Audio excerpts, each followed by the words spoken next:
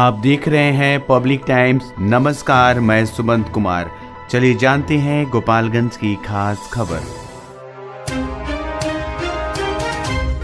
माझागढ़ के दानापुर में हुई पुजारी मनोज शाह की हत्या में पुलिस ने एक और बड़ा खुलासा किया है। इस कांड के मुख्य आरोपी और मृतक की तथा कथित प्रेमिका नेहा कुमारी को पुलिस ने वापस रिमांड पर लेकर पूछताछ करने के बाद हत्या की जगह को भी स्पष्ट कर लिया है और एफएसएल की टीम के द्वारा हत्या करने वाले स्थान पर भी साक्ष्य जुटाकर अनुसंधान शुरू किया है। आपको बताते चले कि आरोपी महिला के द्वारा बताया गया है कि वे लोग मनोज शाह को पकड़कर अपने घर नहीं बल्कि कोल्हुआ श्री रामपुर के सुरेंद्र शाह के घर ले गए थे और वहीं हत्या करने के बाद शव लाकर दानापुर में फेंक दिया गया। इसके बाद पुलिस कोल्हुआ श्री रामपुर गांव में सुरेंद्र शाह के घर पहुंची, जहां फॉरेंसिक टीम भी मौजूद रही और एक एक जगह पर अनुसंधान कर साक्ष्य जुटाए गए। इसमें आरोपी महिला नेहा कुमारी के द्वारा उसके पति और अन्य रिश्तेदारों के भी इस हत्या में शामिल होने की बात बताई गई है। इसमें कुछ और लोगों को पुलिस हिरासत में लेकर पूछताछ कर रही है और कुछ फरार आरोपियों की तलाशी के लिए छापेमारी भी की जा रही है।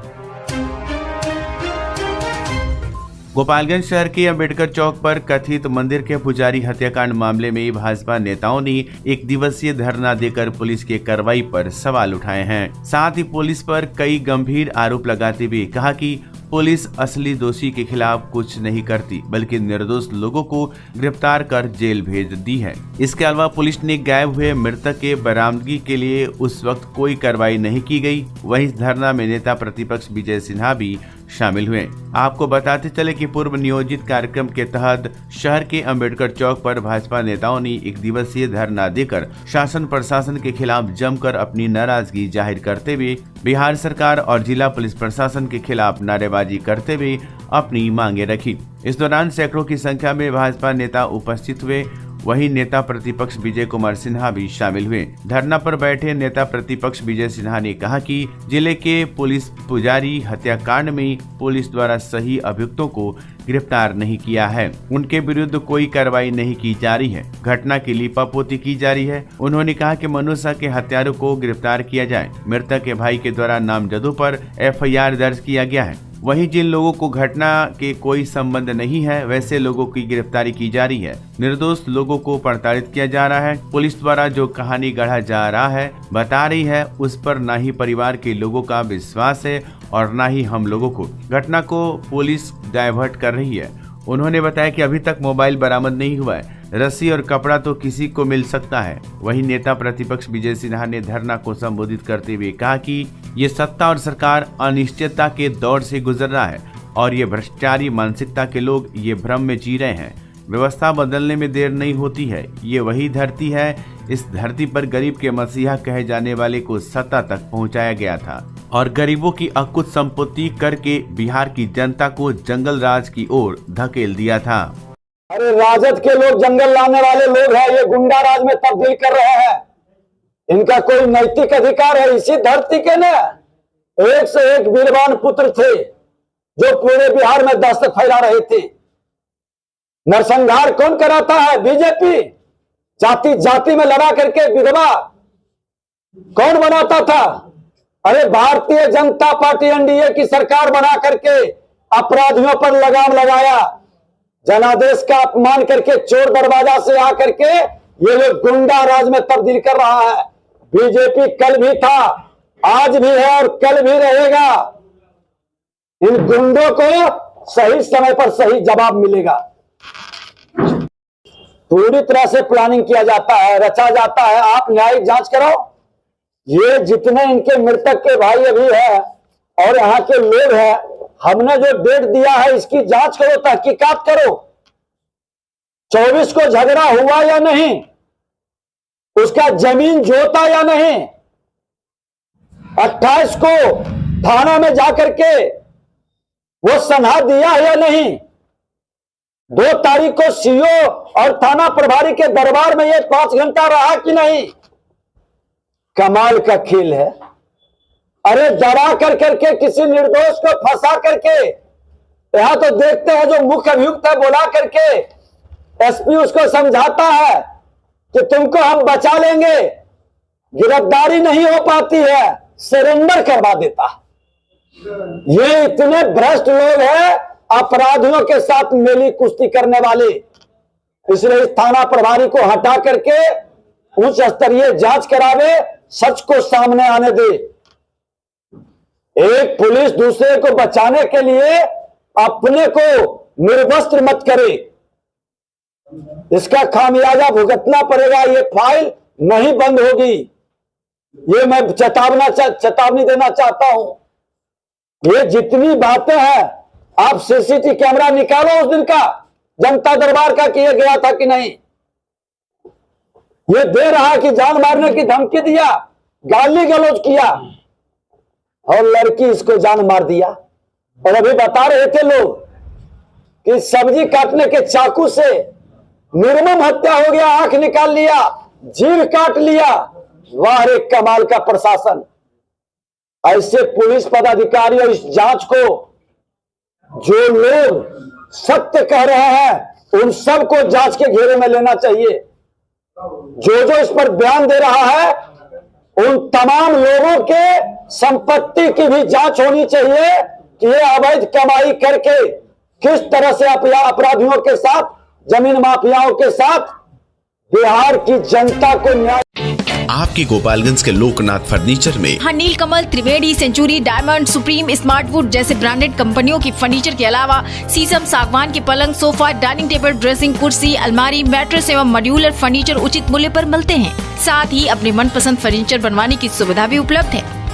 लोकनाथ फर्नीचर, यादवपुर रोड, लखपतिया मोड़, गोपालगंज।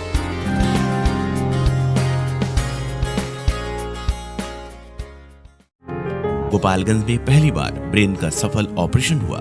अब से गोपालगंज में दिमाग, रीढ़ की हड्डी, नस एवं दर्द रोग, शुगर यानी मधुमेह, थायराइड का इलाज हुआ संभव। A2 hospital, doctor Aslam Parvez neurosurgeon, doctor Asma Khan diabetes thyroid specialist के संरक्षण में आधुनिक मशीनों की मदद से न्यूरो संबंधी मरीजों का इलाज अब होगा और भी आसान। किसी भी प्रकार के दर्द एवं न्यूरो रोग के निदान के लिए अभी संपर्क करें। A2 हॉस्पिटल, न्यूरो अस्पताल, आर्ट कॉलेज रोड, IB के सामने, गोपालगंज।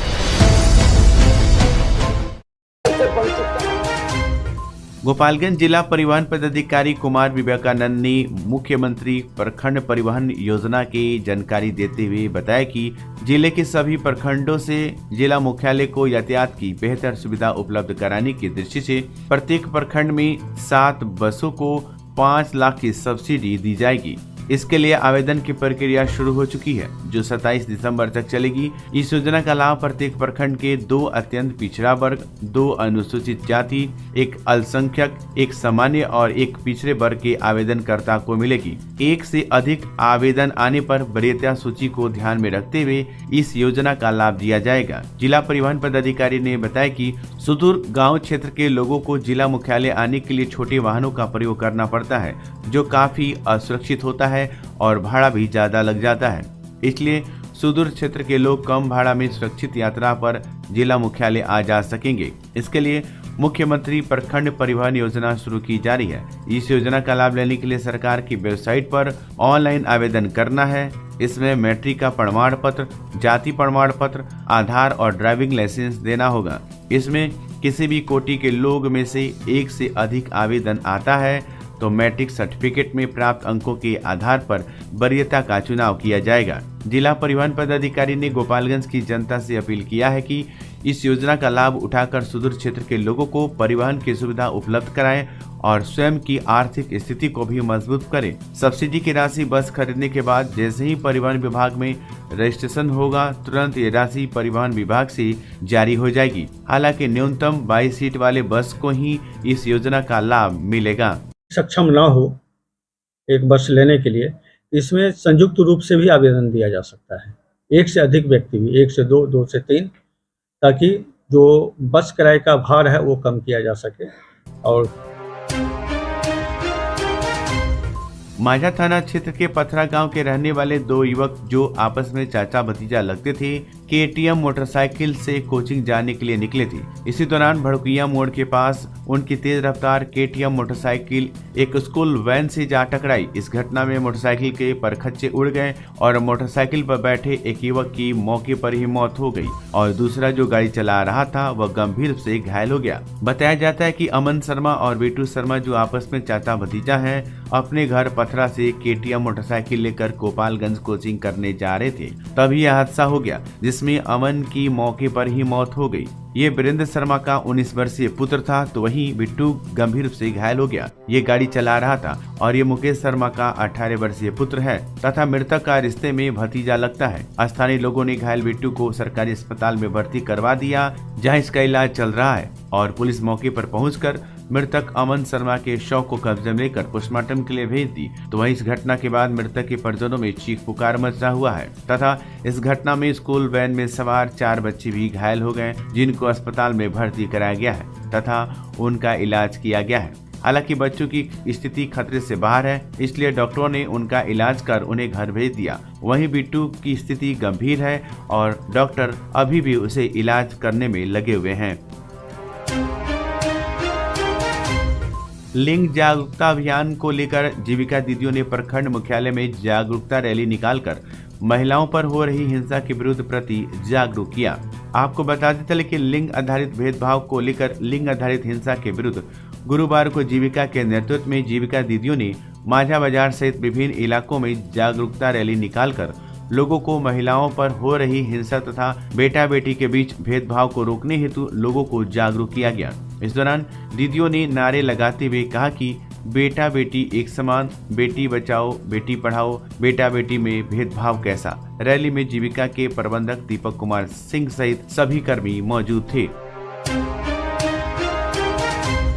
पंचदेवरिया स्थानीय प्रखंड क्षेत्र के भाटवा गांव निवासी agriculture economics division of agriculture economics and agri business के प्रोफेसर डॉक्टर सुधाकर द्विवेदी को शेर Kashmir university of agriculture sciences and technology Jammu का डीन स्टूडेंट वेलफेयर बनाया गया है। संबंधित बोर्ड प्रबंधन द्वारा 5 वर्ष के लिए इस पद पर इनकी नियुक्ति की गई है। इस उपलब्धि से डॉक्टर सुधाकर द्विवेदी ने सिर्फ भाटवा और पंचदेवरी ही नहीं बल्कि पूरे जिले को गौरवान्वित किया है। वे राष्ट्रीय स्तर पर भी कई कमेटियों के सदस्य भी हैं, साथ ही कई पुरस्कारों से सम्मानित भी किए जा चुके हैं। राष्ट्रीय और अंतर्राष्ट्रीय स्तर पर विभागीय प्रशिक्षण कार्यक्रमों के कोर्स डायरेक्टर के रूप में उनकी एक अलग पहचान है।